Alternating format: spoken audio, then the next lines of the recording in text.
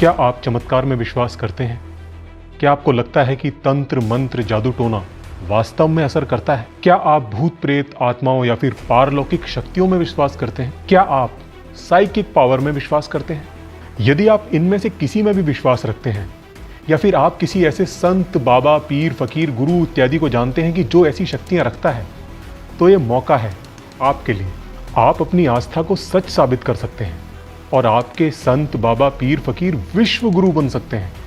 और यही नहीं, इसके साथ आप जीत सकते हैं करोड़ों रुपए का इनाम। ये वीडियो उन लोगों के लिए भी एक गोल्डन चांस है जो कि ज्योतिष को विज्ञान समझते हैं। अपनी आस्था और विश्वास को सच साबित करने का ये सुनहरा मौका है।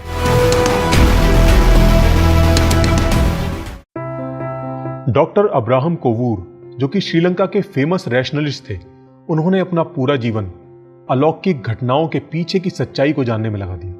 उन्होंने लगभग हर प्रकार के चमत्कारों का गहराई से अध्ययन किया और इस नतीजे पर पहुंचे कि इन बातों में जरा भी सच्चाई नहीं होती। दुनिया भर में वो एक अकेले व्यक्ति हैं जिनको इस क्षेत्र में खोज करने के कारण पीएचडी की डिग्री मिली। अमेरिका की यूनिवर्सिटी ऑफ मिनेसोटा ने उनको मनोविज्ञान और चमत्कारों की पड़ताल पर इतनी महत्वपूर्ण शोध करने के कारण पीएचडी की डिग्री प्रदान की। यही नहीं, उन्होंने लोगों को अंधविश्वास से जागरूक करने के लिए कई सारी महत्वपूर्ण किताबें भी लिखी। डॉक्टर कोवूर का कहना था कि जो भी व्यक्ति अपने पास अलौकिक शक्तियां या फिर आत्मिक शक्तियां होने का दावा करता है, वो या तो झूठा और मक्कार होता है या फिर मानसिक रोगी होता है। उनका कहना था कि ना तो अलौकिक शक्तियां होती हैं और ना ही कोई अलौकिक शक्ति वाला आज तक पैदा हुआ है। अलौकिक शक्तियों का वजूद सिर्फ धर्म ग्रंथों, धार्मिक लीडरों, बाबाओं, पीर फकीरों की झूठी बातों में होता है। आज से 70 साल पहले डॉक्टर कोवूर ने तमाम प्रचार माध्यमों से दुनिया भर के चमत्कारी बाबाओं, पीर फकीरों, तांत्रिकों, मांत्रिकों, ज्योतिषियों को खुली चुनौती दी। उन्होंने कुछ चुनौतियां सामने रखी। उन्होंने कहा, जो भी व्यक्ति इनमें से किसी भी एक चुनौती को पूरा कर देगा, उसको वो 1 लाख रुपए का इनाम देंगे।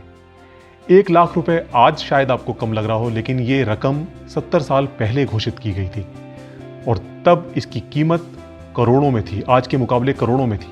लेकिन बावजूद इसके उनके जीवन काल में कोई भी व्यक्ति इस रकम को, इस इनाम को नहीं जीत सका। 1984 में श्री मेघराज मित्तल जी ने अंधविश्वासों के खिलाफ रैशनलिस्ट सोसाइटी पंजाब की स्थापना की, जो कि अब रैशनलिस्ट सोसाइटी इंडिया बन चुकी है। तब से अब तक इस सोसाइटी के हजारों मेंबर अंधविश्वासों के खिलाफ लगातार संघर्ष कर रहे हैं और लोगों को जागरूक कर रहे हैं। रैशनलिस्ट सोसाइटी इंडिया ने भी दुनिया भर के चमत्कारी बाबाओं, पीर फकीरों, ज्योतिषियों, तांत्रिकों, मांत्रिकों को खुला चैलेंज किया है। इस सोसाइटी के चैलेंज की लिस्ट में से किसी भी एक को पूरा करने पर 1 करोड़ रुपए का इनाम जीता जा सकता है। लेकिन पिछले 35 सालों में से किसी ने भी इस चैलेंज को स्वीकार ही नहीं किया। श्री श्याम मानव जी अखिल भारतीय अंधश्रद्धा निर्मूलन समिति के संस्थापक हैं, जो कि पिछले 36 सालों से अंधविश्वासों के खिलाफ जमीनी स्तर पर लड़ाई लड़ रहे हैं। श्याम मानव जी और नरेंद्र दाभोलकर जी की कोशिशों के कारण ही महाराष्ट्र सरकार ने जादू टोना विरोधी कानून पास किया है। उन्होंने भी पिछले कई दशकों से किसी भी चमत्कार को सिद्ध कर देने पर 25 लाख रुपए का इनाम घोषित किया हुआ है, जो कि आज तक अनक्लेम्ड है। वर्तमान में देश और दुनिया में से तमाम संगठन हैं जो दुनिया भर के चमत्कारी गुरुओं, बाबाओं, पीर फकीरों, तांत्रिकों, मांत्रिकों, ज्योतिषियों को चैलेंज करते हैं और उन्होंने किसी भी एक चैलेंज को पूरा करने पर करोड़ों रुपए की धनराशि घोषित की हुई है। लेकिन आज तक किसी ने भी उनके चैलेंज को स्वीकार नहीं किया है। अब मैं आपको रैशनलिस्ट सोसाइटी इंडिया की कुछ आसान चुनौतियों के बारे में बताऊंगा, जिनमें से किसी भी एक चुनौती को पूरा करने पर 1 करोड़ रुपए का इनाम जीता जा सकता है। चुनौती नंबर 1, किसी सीलबंद करेंसी नोट की ठीक नकल पैदा करना।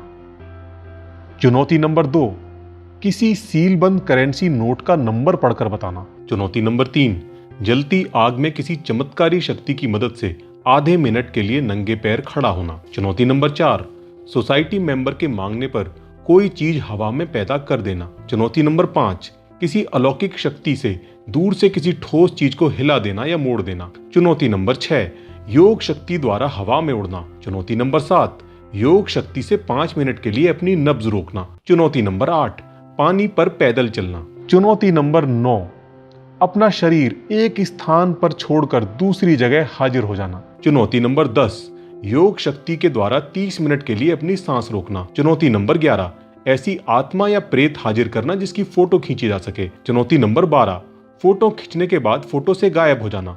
चुनौती नंबर 13, ताला लगे कमरे से अलौकिक शक्ति के द्वारा बाहर निकलना। चुनौती नंबर 14, किसी वस्तु का भार बढ़ा देना। चुनौती नंबर 15, छिपाई गई चीज को खोज लेना। चुनौती नंबर 16, पानी को शराब या पेट्रोल में बदल देना। चुनौती नंबर 17, शराब को खून में बदल देना।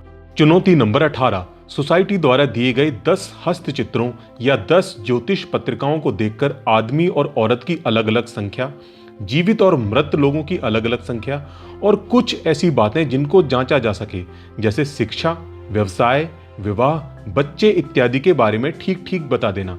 इसमें 5% की गलती माफ होगी।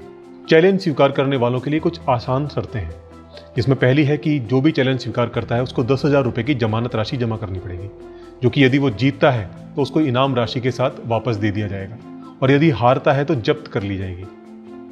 इसके साथ ही इस चैलेंज को सोसाइटी द्वारा तय जगह पर, तय स्थान पर, तय समय पर पूरा करना होगा, और एक चैलेंज को एक से अधिक बार भी पूरा करना पड़ सकता है। जमानत राशि रखने की वजह यह है कि पूर्व में कुछ लोग ऐसे थे जिन्होंने कि चैलेंज स्वीकार किया, स्थान तय हो गया, समय तय हो गया और पूरा इंतजाम हो गया, और उसके बाद फिर वो कोई बहाना बनाकर मुकर गए। तो ऐसे फ्रॉड लोगों के लिए ही जमानत राशि का प्रावधान किया गया है। हमारे देश में सैकड़ों संत, बाबे, पीर, फकीर हैं जो कि अपने आप को चमत्कारी शक्तियों का स्वामी बताते हैं, और उनके भक्त भी उनके चमत्कारों के तमाम किस्से सुनाते हैं। देश भर में तमाम तांत्रिक, ज्योतिषी, हस्तरेखा विशेषज्ञ हैं जो कि मात्र हाथ की रेखाएं या कुंडली देखकर ही आपके बारे में सब कुछ बता देने का दावा करते हैं। तो ये चुनौती उन सब के लिए है, वो सामने आए और इस चुनौती को स्वीकार करें। अब इस वीडियो को देखने के बाद कुछ लोग ज्योतिष को विज्ञान साबित करना चाहेंगे, तो ऐसे प्राणियों से निवेदन है कि वो अपने जान पहचान के किसी प्रसिद्ध ज्योतिषी को इस चैलेंज के लिए तैयार करें। सच अपने आप सामने आ जाएगा। कुछ लोग अपने किसी संत, बाबा, गुरु वगैरह की महिमा गाएंगे, उनके चमत्कारों के किस्से सुनाएंगे। तो ऐसे लोगों से निवेदन है कि वो अपनी ऊर्जा कमेंट बॉक्स भरने में नष्ट ना करें। अपने बाबा, गुरु वगैरह जो भी हैं वो उनके पास जाएं और उनसे निवेदन करें कि वे इस चैलेंज को स्वीकार करें। अब इस जगह पर ज़्यादातर अंध भक्तों का एक रटा रटाया डायलॉग होता है कि उनके संत, बाबा, पीर, फकीर जो भी हैं उनको पैसे का लालच नहीं है, वो किसी तरह के मोह से बहुत दूर हैं, तो इस तरह के चैलेंजेस वो नहीं लेते। तो भाई ऐसा है कि अगर वो चैलेंज लेते हैं और धनराशि जीतते हैं तो उस धनराशि को चैरिटी किया जा सकता है, किसी जन सेवा के कार्य में खर्च किया जा सकता है। अगर कोई चुनौती स्वीकार नहीं करता तो इससे साबित हो जाता है कि चमत्कार नहीं होते। चमत्कार का दावा करने वाले सभी लोग झूठे हैं। हस्तरेखा, मस्तिष्क रेखा, जन्मपत्री, ये सब झूठ है। कोई भी अलौकिक शक्ति नहीं होती, भूत प्रेत नहीं होते, कोई भी चमत्कार नहीं होता, न वर्तमान में होता है ना ही अतीत में हुआ था। जिस तरह वर्तमान में ये सब अफवाहें हैं, उसी तरह वो भी सदियों पुरानी अफवाहें थी, कहानियां थी। और अगर कोई इन सब बातों से सहमत नहीं है तो वो फिर चुनौती स्वीकार करे, या फिर किसी ऐसे व्यक्ति को जिसको वो जानता है जो कि इस तरह के चमत्कार कर सकता है, उसको चुनौती स्वीकार करने के लिए राजी करे। लेकिन मैं ये जानता हूं कि इनाम की राशि अगर 100 करोड़ भी कर दी जाए तो भी कोई इस चैलेंज को स्वीकार नहीं करेगा। पुराने झूठ को बचाने के लिए नए झूठ गढ़े जाएंगे। झूठ का पर्दा फाश ना हो जाए इसके लिए नए नए तरह के पर्दे डाले जाएंगे। लेकिन सच तो ये है कि आस्थावान लोग सच सुनना, समझना ही नहीं चाहते। उनके भीतर सच को स्वीकार करने की हिम्मत ही नहीं होती। सदियों पहले जब ज्ञान विज्ञान हमारी पहुंच में नहीं था, तब सच्चाई का किसी को भी पता नहीं था, और तब कई तरह की झूठ, कई तरह की कल्पनाएं गढ़ी गईं। झूठ पर विश्वास करते करते इस झूठ ने हमारे अवचेतन मन में गहरी जड़ें जमा ली। और अब जबकि ज्ञान विज्ञान हमारी पहुंच में है, हम चीजों को जान सकते हैं, समझ सकते हैं, तब भी अवचेतन मन में जमा हुआ ये झूठ उस सच्चाई को झुठलाना चाहता है। लोगों ने झूठ को ही अपना धर्म बना लिया, झूठ को ही अपना व्यक्तित्व और अस्तित्व बना लिया, झूठ को ही अपनी पहचान, झूठ को ही अपना स्वाभिमान और अभिमान बना लिया। और इसलिए लोग सच को झुठलाना चाहते हैं और अपने पुराने झूठ को बचाने के लिए नए नए तरह के झूठ गढ़ते रहते हैं। अलग अलग किस्म के झूठ से अलग अलग मत, पंथ, संप्रदाय, धर्म, मजहब बन गए, और अब धार्मिक लोग अपने अपने झूठ के लिए लड़ मर रहे हैं।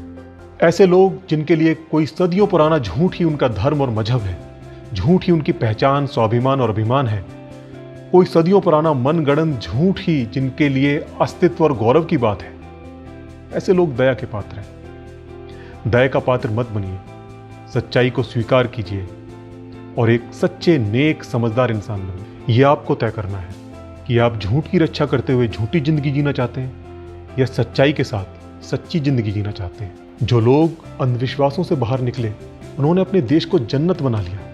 धार्मिक और अंधविश्वासी लोगों ने अपने देशों को दोजख बना लिया। हमें यह तय करना होगा कि हम अपने देश को क्या बनाना चाहते हैं। धार्मिक जंजीरों को तोड़ दीजिए, अपनी सोच को आजाद कीजिए, अंधविश्वासों की दलदल से बाहर निकलिए, साफ सुथरी खुली जमीन पर सांस लीजिए। जीवन सफल हो जाएगा, जन्नत अपने ही भीतर मिल जाएगी। डॉक्टर अब्राहम कोवूर का कहना है कि जो व्यक्ति अपने चमत्कारों की पड़ताल करने की आज्ञा नहीं देता वह व्यक्ति धोखेबाज होता है। जिस व्यक्ति में चमत्कारों की पड़ताल करने का साहस नहीं होता वो व्यक्ति अंधभक्त होता है, और जो व्यक्ति बिना पड़ताल किए ही विश्वास कर लेता है वह व्यक्ति मूर्ख होता है। तो आइए हम एक सच्चे, अच्छे और ईमानदार इंसान बनने का संकल्प करें।